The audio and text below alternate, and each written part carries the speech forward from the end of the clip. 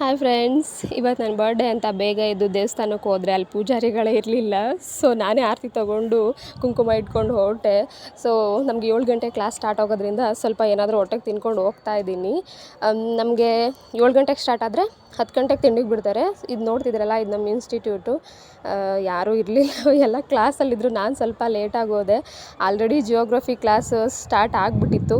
ನಾನು ಸ್ವಲ್ಪ ಲೇಟಾಗಿರೋದ್ರಿಂದ ಸ್ವಲ್ಪ ಸೈಡಲ್ಲಿ ವೀಡಿಯೋ ಮಾಡಿಕೊಂಡೆ ಅಷ್ಟೇ. ನೆಕ್ಸ್ಟ್ 10 ಗಂಟೆಗೆ ನನಗೆ ತಿಂಡಿಗೆ ಬಿಡೋದ್ರಿಂದ ತಿಂಡಿ ತಿನ್ನೋಣ ಅಂತ ಬಂದೆ. ಇವತ್ತು ಬೇರೆ ಇಡ್ಲಿ ಮಾಡಿದ್ದಾರೆ. ನನಗಂತೂ ಇಡ್ಲಿ ಅಷ್ಟೊಂದು ಇಷ್ಟ ಆಗಲ್ಲ, ಏನಕ್ಕೆ ಅಂತ ಗೊತ್ತಿಲ್ಲ. ಚಟ್ನಿ ಅದರೊಳಗೆ ಹಾಕಿರೋದ್ರಿಂದ ಇಷ್ಟ ಆಗಲಿಲ್ಲ. ಸ್ವಲ್ಪ ವೇಸ್ಟ್ ಮಾಡಿದೆ, ಬೇಜಾರಾಯಿತು.